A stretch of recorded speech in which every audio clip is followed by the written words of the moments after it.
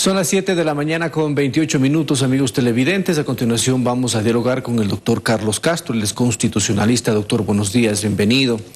Este fin de semana, según el gobierno nacional, el presidente de la República haría ya el anuncio de al menos 10 preguntas para ser consultado al pueblo ecuatoriano en referéndum el próximo 5 de febrero, coincidiendo con las elecciones seccionales.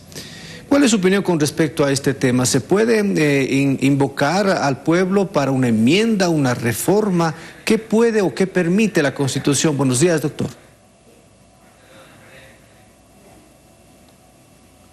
Doctor, está de activar su micrófono. Buenos días. Ahí estamos. Buenos días, doctor. Bienvenido. Siempre las acciones gubernamentales pendientes a consultar al pueblo sobre temas trascendentales, creo que es positivo, pues mira el ejercicio de formas de democracia directa. Sin embargo, en las circunstancias actuales, donde el gobierno tiene un bajo nivel de aceptación por parte de la ciudadanía y en condiciones en que reina un ambiente de agobio, de desesperanza en el pueblo ecuatoriano, una consulta popular en estas circunstancias siempre será un riesgo político para el gobierno. Tanto más que la ciudadanía está percibiendo que el régimen quiere intentar una consulta popular para reflotar su imagen de un gobierno que está alicaído, que no ha tenido la visión suficiente para cumplir sus promesas de campaña y sobre todo la tremenda queja de la ciudadanía porque continúa la inseguridad y porque no ha podido enfrentar el gobierno la crisis de carácter económica, ha podido solventar con medidas de carácter radicales que tienen que ver fundamentalmente con compadecerse con la economía popular. De tal manera que en estas circunstancias del país, la consulta popular tiene un inmenso riesgo político de fracasar. Claro, si fracasa, vendrá una mayor debilidad en la gobernabilidad del país, podrá crecer la inseguridad, todo se agravaría.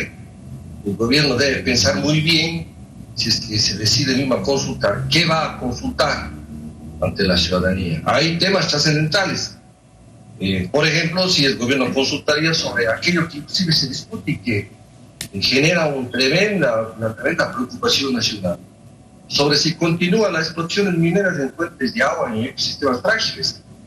Preguntar sobre cómo tomar medidas radicales, profundas sobre el tema de la seguridad, apartándose de medidas demagógicas que tienen sus raíces en el populismo penal. Si el gobierno pregunta sobre cómo fortalecer a las preguntas, por ejemplo, que podrían ser aceptadas por el pueblo ecuatoriano.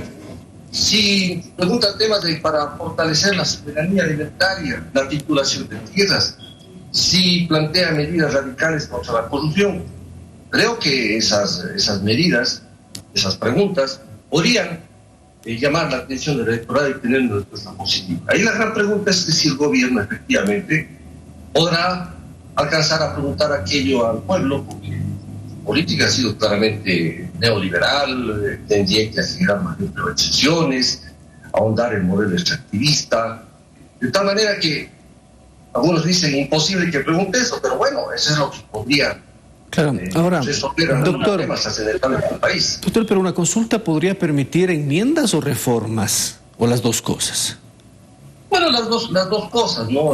Ateniéndose a los mecanismos que establece la Constitución para lo que es una simple enmienda o para lo que es la reforma constitucional, y en la Constitución están establecidas las vías para lo que es una simple enmienda y para lo que es una reforma, y también si es que se pretendería llamar a la constituyente. Todo está establecido en la Constitución, pasa por el dictamen de la Corte Constitucional respecto de los contenidos de las preguntas, como también de la vía que se elija para poder tramitar esa consulta popular.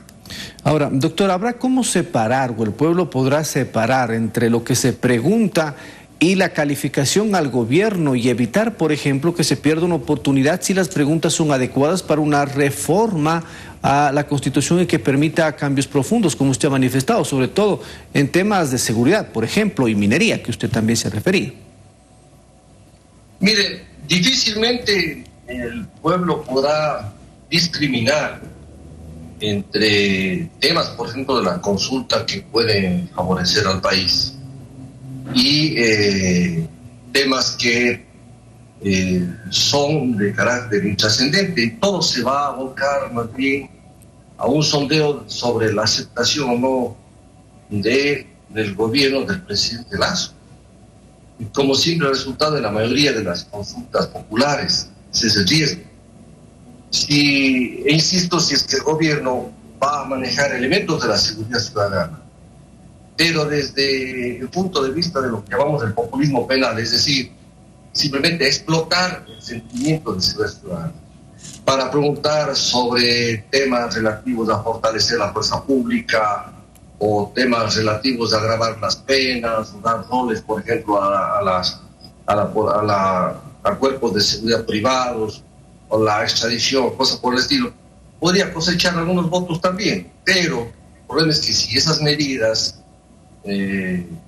podrán solucionar efectivamente el tema de la seguridad. Si el gobierno pregunta sobre temas económicos que tiendan a realizar lo que no pudo conseguir el gobierno con la famosa ley que tendría a privatizar todo en el país, la respuesta del pueblo ecuatoriano será no, y entonces la derrota política será mayor.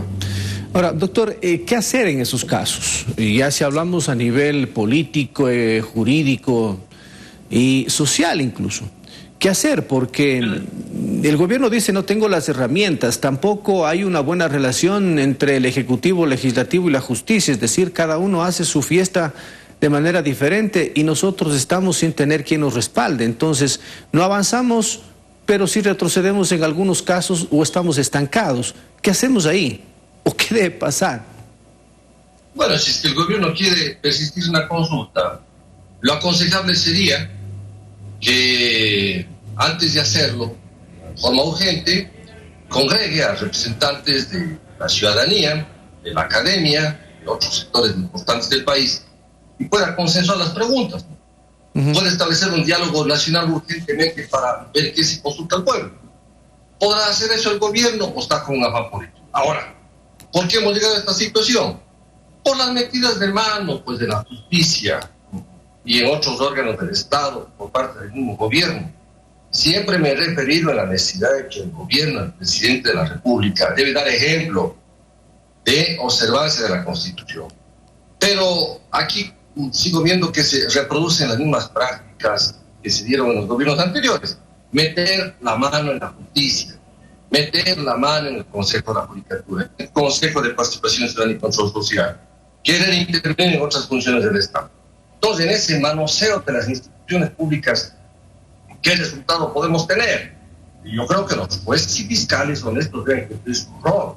La Asamblea debe profundizar en la legislación seria frente a la situación del país.